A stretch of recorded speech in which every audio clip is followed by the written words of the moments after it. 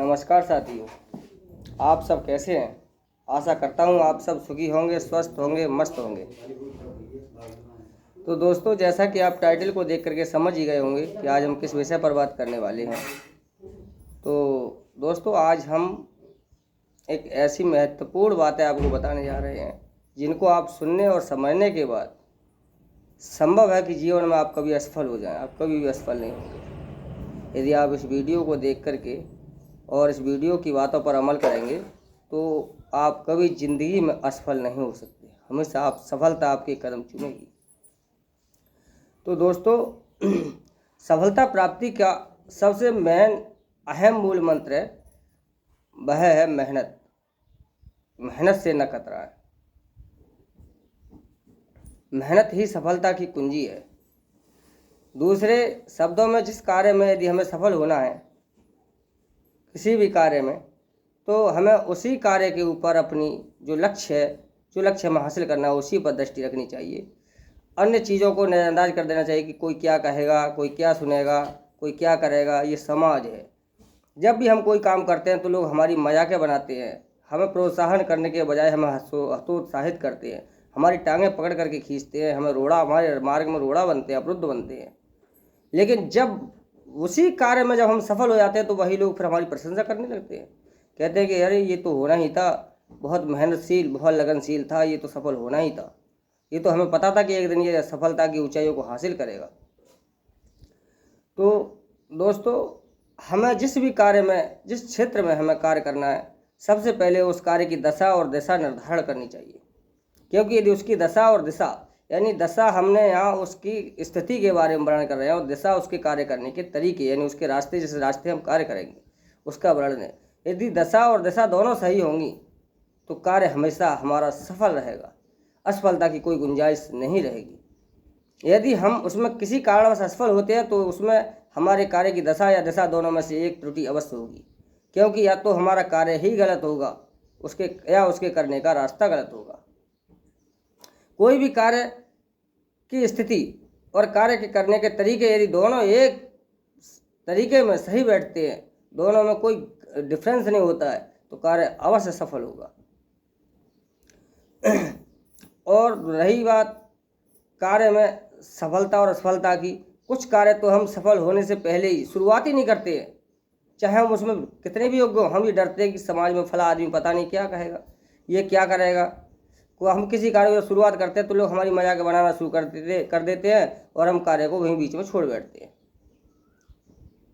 ऐसा कभी नहीं।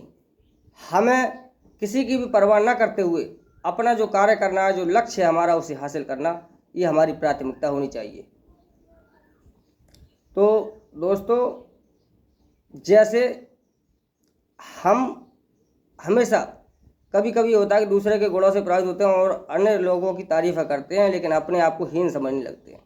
ऐसा कभी नहीं होना चाहिए। हमें सबसे पहले अपनी औकात पहचाननी चाहिए कि हम क्या हैं। जैसा दूसरा व्यक्ति है वैसे ही हम हैं। दूसरे ने यदि सफलता हासिल की है तो वह सफलता हम भी हासिल करना जानते हैं, हम भी कर सकते हैं। तो हमें उससे ईर्ष्या नहीं, उससे प्रतिस्पर्धा करनी चाहिए। यदि कोई व्यक्ति हमसे दौड़ में आगे निकल रहा है तो हमें कोशिश करनी चाहिए कि हमें उससे और आगे निकलना चाहिए, हम और तेज़ दौड़ना चाहिए, हमें अपनी कीमत पहचानना चाहिए। इसके लिए हम एक दृष्टांत के माध्यम से आपको समझाते हैं कि जैसे एक वक्ता एक मीटिंग में अपना भाषण दे रहा था। भाषण के दौरान उसने अपनी जेब से एक नोट निकाला और उस नोट को निकाल करके उस जो उपस्थित मीटिंग में जो लोग थे उनसे पूछा कि आप ये बताइए कि इस नोट को कौन लेना चाहता है। अब उस नोट के लिए सभी लोगों के हाथ उठे कि मैं पाना चाहता हूँ, मैं पाना चाहता हूँ। अब उस वक्ता ने उस नोट को तोड़ा मरोड़ा और पुनः पूछा कि अब इस नोट को कौन पाना चाहता है। हैरानी की बात यह कि उन सभी लोगों के हाथ फिर उठे कि मैं पाना चाहता हूँ, मैं पाना चाहता हूँ। अब उस वक्ता ने उस नोट को जमीन पर पटक दिया, पैरों से रगड़ दिया, मिट्टी में सना दिया और फिर से पूछा कि इस नोट को कौन पाना चाहता है। आश्चर्य की बात कि सारे लोग फिर भी यही हाथ खड़े किए कि इस नोट को मैं पाना चाहता हूँ, इस नोट को मैं पाना चाहता हूँ। क्यों? क्योंकि उस नोट का मूल्य कम नहीं हुआ। जो नोट जिस कीमत का था उसी कीमत उसकी बरकरार है। चाहे वो नोट टूटा है, तोड़ा है, मुड़ा है, गंदा है, लेकिन वह नोट अपनी कीमत से कम नहीं हुआ। इसलिए उस नोट के लिए सभी के हाथ उठ गए, सभी लालायत थे कि इस नोट के लिए मैं पाना चाहता हूँ, मैं पाना चाहता हूँ। उसी प्रकार से यदि आप जिस भी कंडीशन में हैं, आप आज उठ सकते हैं और अभी उठ सकते हैं यदि आप प्रयास करें तो। आप ये न सोचें कि मैं गरीब हूँ, कि मैं कमज़ोर हूँ शरीर से, ऐसा कुछ नहीं है। आप अपना कार्यक्षेत्र सुनिए, जिस कार्यक्षेत्र में आप सफल होने की गुंजाइश रखते हैं, और उस कार्यक्षेत्र में पूरी तन्मयता के साथ लग जाइए। ऐसा नहीं है कि कोई गरीब है तो वो उठ नहीं सकता। अधिकतर जो सफल लोग हुए हैं वो अधिकतर गरीब परिवार से ही थे। उदाहरण के लिए आज के वर्तमान दौर में हमारे प्रधानमंत्री नरेंद्र मोदी जी भी एक छोटे से बिजनेस में, जो कि चाय का व्यापार था, चाय का काम करते थे, आज वो देश के प्रधानमंत्री हैं। तो कोई भी व्यापार छोटा नहीं है, कोई बिजनेस छोटा नहीं है, कोई काम छोटा नहीं है। हमें हर काम में, आज यदि हम छोटा काम करेंगे, उसमें मेहनत मजदूरी करेंगे, उससे हम तरक्की करके मेहनत करके फिर हम कोई नया बिजनेस शुरू कर दें। ऐसा नहीं है कि कल के लिए, अब लोग जैसे हम आज मजदूरी करते हैं, कल के लिए हम व्यापार करने लगे तो लोग मजाक तो बनाएंगे, अरे कल तक तो ये मजदूरी करता था, आज बहुत बड़ा व्यापारी हो गया। लोगों की हमें नहीं सुननी, हमें अपना काम करना है। हमें दिन पर दिन सीढ़ी ऊपर चढ़नी है। कोई भी काम बुरा नहीं है, कोई भी करने वाले के अंदर लगन होनी चाहिए, वह हर काम में सफलता अर्जित कर सकता है। तो दोस्तों, अपने आप के लिए कभी हीन भावना से न समझें। यदि हम अपने आप को हीन भावना से ग्रस्त कर रहे हैं कि मैं ये काम नहीं कर सकता, मैं इस काम के लायक नहीं हूँ, तो आप कभी सफल नहीं होंगे। हर काम के लिए एक मनुष्य ही करता है। जिस काम के लिए दूसरा व्यक्ति कर सकता है, उसे आप क्यों नहीं कर सकते। आप ये हीन भावना ना लाएं कि मैं नहीं कर सकता। आप ये भावना लाएं कि जिस काम के लिए कोई दूसरा कर सकता है, उस काम के लिए मैं भी कर सकता हूँ, और मैं प्रयत्न करूँगा, मैं इस कार्य में सफल होकर के दिखाऊँगा। तो दोस्तों, हमें हमेशा अपने कार्य के लिए मेहनत और लगन के साथ करना चाहिए, और दूसरे के गुणों को हमें ग्रहण करना चाहिए। हमें कभी भी ये नहीं करना चाहिए कि मैं गुणवान हूँ। हमेशा याद रखो, मैं गुणवान हूँ, लेकिन मैं अभी और गुणों को ग्रहण करना चाहता हूँ। जब तक हम ये सोचेंगे कि मैं ये जानता हूँ, मैं वो जानता हूँ, तो हम अन्य गुणों को हम ग्रहण करने की हमें आवश्यकता ही क्या रहेगी। एक व्यक्ति ने एक आचार्य के बारे में बहुत बड़ी प्रशंसा सुनी। जब वह व्यक्ति उस आचार्य के गुणों से प्रभावित होकर के एक दिन उन आचार्य के पास पहुंचा, और उनके पास पहुंचा, बोला कि हे गुरुजी, मैं आपसे कुछ ज्ञान अर्जित करने के लिए आया हूँ। गुरुजी ने दो चेयर मंगाई, एक टेबल मंगाई। दोनों चेयरों पर गुरुजी ने एक पर उसे बिठाया, एक पर स्वयं बैठ गए, और टेबल पर 2 कप चाय मंगाई गई। जब चाय मंगाई गई, नौकर को इशारा किया कि इनमें चाय करिए। अब उसने जब चाय की तो चाय कप आधा भरा, कप पौना भरा, कप पूरा भर गया, और चाय केतली से कप से बाहर निकलने लगी। अब एकदम से शिष्य बोला, तो शिष्य बोला कि हे गुरुजी, चाय तो कप से बाहर निकल रही है। तो उन्होंने कहा कि ठीक है, जिस प्रकार से इस कप में चाय भरने के बाद चाय और अधिक नहीं आ सकती, उसी प्रकार से आपके दिमाग में और अधिक गुणों की आवश्यकता नहीं है। क्योंकि आप ये कह रहे हैं मैं ये जानता हूँ, मैं वो जानता हूँ, मैंने आपकी प्रशंसा सुनी इसलिए मैं आपके पास आया हूँ, मुझे आपसे कुछ गुण चाहिए। तो पहले आप अपने दिमाग को खाली करके आओ। क्योंकि आप जब तक अपने दिमाग को खाली नहीं करोगे, जब तक आपको गुण ग्रहण करने की इच्छा नहीं होगी, आप गुणों को ग्रहण नहीं कर सकते। आप तो पहले से ही कह रहे हैं कि मैं ये जानता हूँ, मैं वो जानता हूँ, तो आप गुणग्राही नहीं। इसलिए हमें हमेशा गुणग्राही बन करके गुणों को ग्रहण करना चाहिए। रही बात ये कि कुछ लोग ये कह रहे हैं कि साहब वो तो ऐसा महान पुरुष था इसलिए उसने ऐसा कर लिया, उसने उसके फलाने के आशीर्वाद से ऐसा कर लिया, फलाने के वरदान से ऐसा कर लिया, या फलाने के सहयोग से ऐसा कर लिया। जब हम किसी कार्य को निकलने के लिए शुरू होंगे तो सहयोग सामर्थ्य हमारे भी साथ आएंगे। हमें यदि किसी व्यक्ति के सहयोग की आवश्यकता है तो हमें उस व्यक्ति के से संपर्क साधना चाहिए, उसके बारे में जानना चाहिए।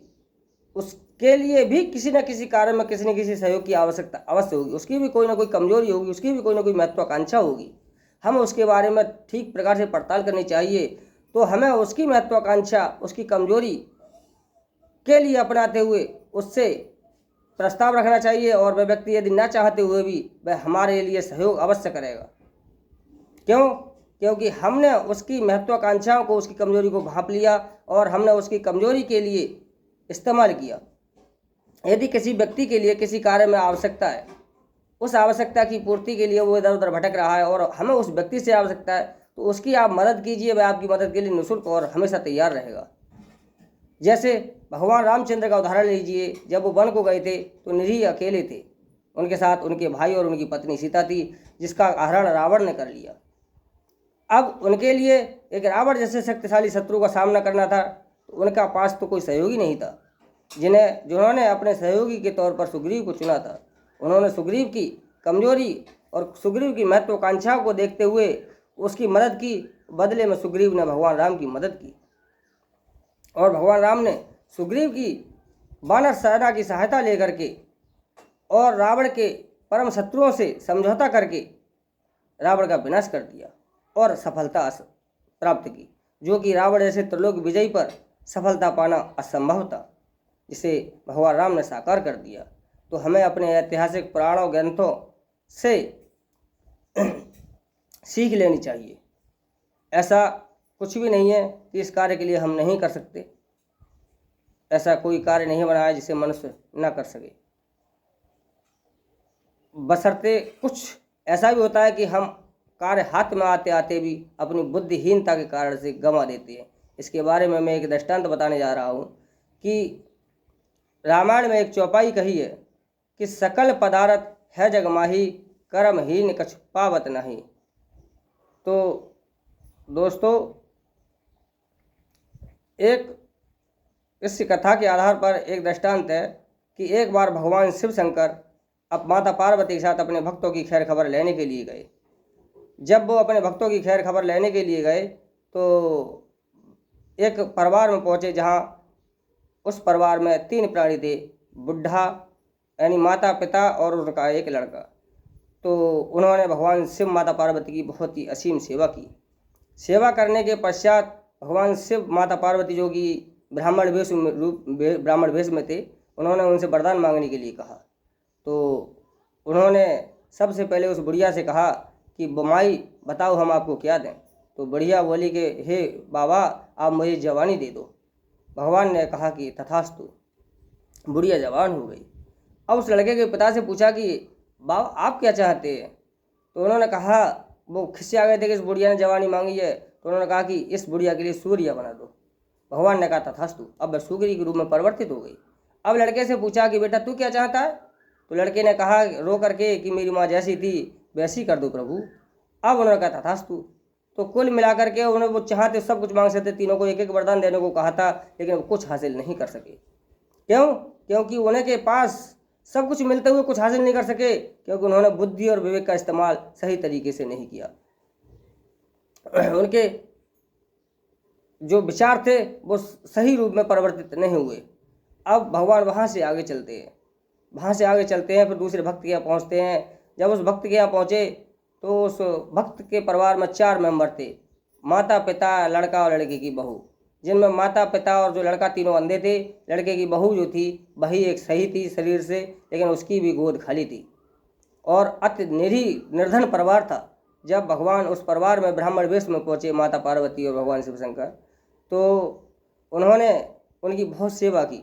सेवा करने के बाद भगवान खुश होकर के बोले कि हम आपको एक वरदान देना चाहते हैं। तो माता पार्वती ने कहा कि एक क्यों दे रहे हो, उन 3 को 3 वरदान दिए, इन 4 को भी 4 वरदान दे दो एक एक। बोले नहीं, मैं एक वरदान दूंगा, कोई भी चारों में से एक मांग सकता है। तो माता पार्वती ने कहा कि इस स्त्री ने हमारी बहुत सेवा की है, तो पहला मौका इन्हें ही दे दिया जाए। तो उन्होंने उस लड़के की पत्नी से पूछा कि बोल बेटी, हम एक वरदान देना चाहते हैं, आप क्या चाहती हो। तो उसने कहा कि ठीक है प्रभु, यदि एक वरदान देना चाहते तो मैं एक ही मांग लूँगी। उन्होंने कहा ठीक मांगो, सोच समझ करके मांगना, वरदान एक ही मिलेगा। बोले ठीक है। तो उसने भगवान शिव से कहा था कि स्वर्ण कटोरा में मैं बेटे को नित्य दूध पिलाऊं, सास ससुर पति तीनों देखें, बस इतना ही बर पाऊँ। यानी कि मैं सोने के कटोरे में अपने बेटे को दूध पिलाते हुए मेरे सास ससुर पति तीनों देखें, मैं इतना वरदान चाहती हूँ। तो भगवान शिव ने कहा था माता पार्वती से, बोले शंकर पार्वती से कछु राज समझ में आया, दिया एक वरदान फिर भी कितना लाभ उठाया। बोले कि यदि यहाँ पर एक ही वरदान में उन्होंने सब कुछ मांग लिया, कुछ नहीं छोड़ा, यदि चारों के लिए 4 वरदान देते तो तुम्हारे हमारे पास देने के लिए कुछ बचता नहीं। तो उन्होंने बुद्धि और विवेक का सही तरीके से प्रयोग किया, इसलिए वह अपने कार्य में सफल सिद्ध हुए। तो मित्रों, हम जब भी असफल होंगे तो असफल होने का सबसे अहम कारण यही होगा कि हमने बुद्धि और विवेक से किसी कार्य में कहीं ना कहीं कोई त्रुटि कर दी, उसके कार्य करने की दशा और दिशा में कहीं ना कहीं कोई गलती हमने कर दी। हम अपनी जितनी सफलताओं से सीखते हैं उससे कहीं अधिक असफलताओं से सीखते हैं, क्योंकि सफल होने के बाद हम कभी गौर नहीं करते कि हम सफल कैसे हुए, लेकिन जब हम असफल होते हैं तो हम अवश्य गौर करते हैं कि हम असफल कैसे हुए। तो मित्रों, असफलता से भी घबराएं नहीं, उसे उसकी कमियों को देखते हुए पुनः सफल होने का प्रयास करें, निश्चित ही सफलता आपके कदम चूमेगी। तो दोस्तों, मैं आशा करता हूँ कि आपके लिए मेरे द्वारा ये समझाई गई वीडियो वीडियो में जो बातें समझाई गई हैं वो अवश्य आपकी समझ में आ गई होंगी, और आप अवश्य ही अपने बुद्धि विवेक के साथ, अपने आचार विचारों के साथ, अपने कार्य में पूर्ण रूप से तन्मयता के साथ जुट जाएंगे, और कभी भी किसी के कहने और सुनने की परवाह किए बगैर आप अपने कार्य के लिए एक नई ऊंचाई प्रदान करेंगे। चाहे समाज में कोई कुछ कहे, हमें उससे मतलब नहीं है, हमें सिर्फ लक्ष्य हासिल करने से मतलब है। और दूसरे, हमारे कार्य का जो रूप है, वो दशा स्थिति है, वो सही होनी चाहिए, ताकि समाज में कोई हमको गलत ना कहे। कुछ जैसे यदि हमने गलत काम में सफलता भी पाली तो वो सफलता नहीं, वो असफलता, वो कलंक है, क्योंकि हर आदमी उस सफलता के लिए कोई श्रेय नहीं देगा। तो कार्य की दशा भी सही होनी चाहिए और कार्य की दिशा भी सही होनी चाहिए, यानी कार्य भी हमारा सही होना चाहिए, कार्य का तरीका सही होना चाहिए, जिसमें हमें सफलता मिले और हमें श्रेय और सम्मान मिले। तो दोस्तों, आज के लिए इतना ही, मिलते हैं अगले वीडियो में, तब तक के लिए नमस्कार साथियों।